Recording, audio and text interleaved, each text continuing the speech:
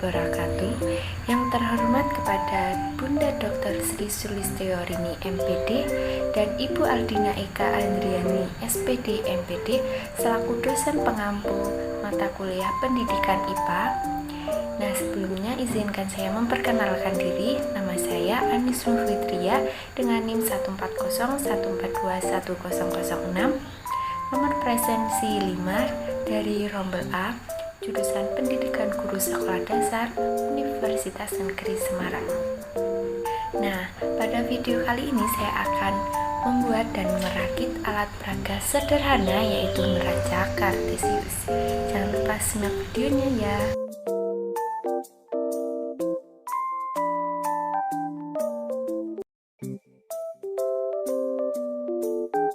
Alat peraga merupakan seperangkat benda konkret yang dirancang, dibuat, atau disusun secara sengaja yang digunakan untuk membantu menanamkan atau mengembangkan konsep-konsep atau prinsip-prinsip dalam suatu pembelajaran. Nah, kemudian apa saja sih manfaat dari alat peraga? Alat peraga memiliki 7 manfaat. Yang pertama ada dapat memperbesar atau meningkatkan perhatian peserta didik. Yang kedua dapat mencegah verbalisme, yaitu di mana kondisi peserta didik mengetahui suatu kata namun tidak mengetahui artinya. Yang ketiga, memberikan pengalaman nyata atau langsung. Yang keempat, membantu menumbuhkan pemikiran yang teratur dan sistematis. Yang kelima, mengembangkan sikap eksploratif. Yang keenam, dapat berorientasi langsung dengan lingkungan dan dapat memberikan kesatuan atau kesamaan dalam pengamatan. Yang ketujuh, membangkitkan motivasi kegiatan belajar dan memberikan pengalaman yang menyeluruh.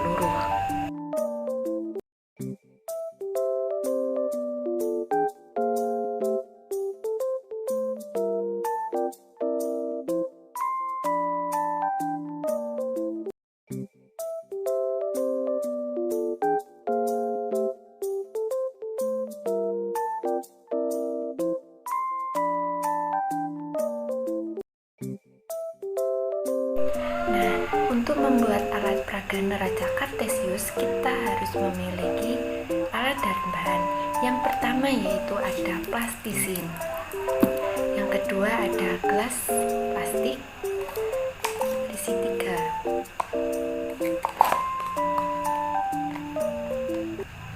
Yang ketiga yaitu ada air dengan secukupnya. Untuk langkah kerjanya yang pertama yaitu menyiapkan alat dan bahan. Nah, kita sudah lihat di sini sudah alat dan bahan sudah disiapkan. Nah, untuk yang selanjutnya yaitu menuangkan air ke dalam masing-masing gelas sehingga mencapai ketinggian 3/4 gelas.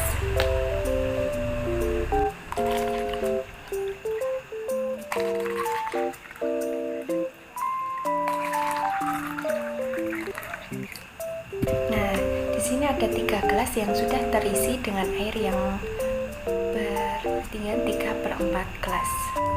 Langkah yang selanjutnya yaitu membentuk plastisin menjadi bola pecal, bulat pipih yang berongga, dan bulat pipih. Lalu kita masukkan ke dalam gelas yang sudah berisi air. Kita masukkan plastisin yang kedua yang berbentuk bulat pipih berongga kepada gelas yang kedua. Nah, untuk yang selanjutnya kita membuat plastisin yang berbentuk pipih diletakkan kepada gelas yang ketiga.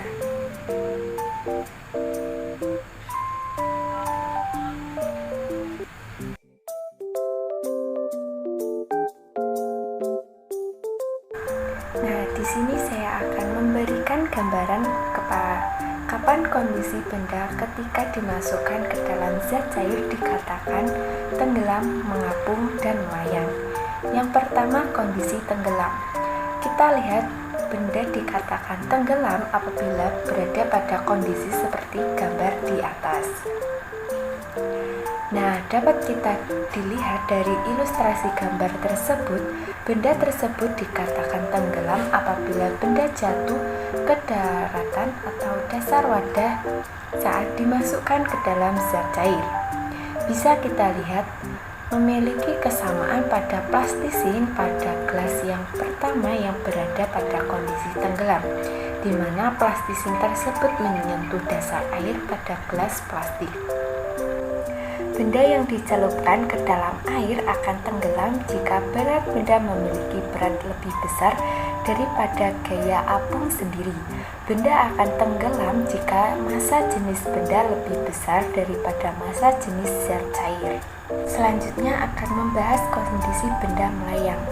Kapan benda itu disebut dalam kondisi melayang dapat kita lihat pada ilustrasi gambar berikut ini.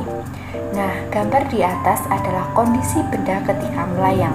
Hal ini sama halnya dengan yang terjadi pada plastisin berbentuk pipih yang berongga yang dimasukkan ke dalam gelas yang kedua.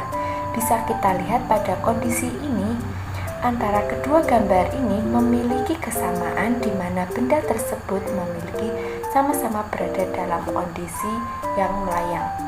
Kapan benda itu dikatakan melayang? Jika benda dikatakan melayang jika seluruh benda tenggelam ke benda cair tetapi tidak sampai menyentuh dasar zat cair tersebut.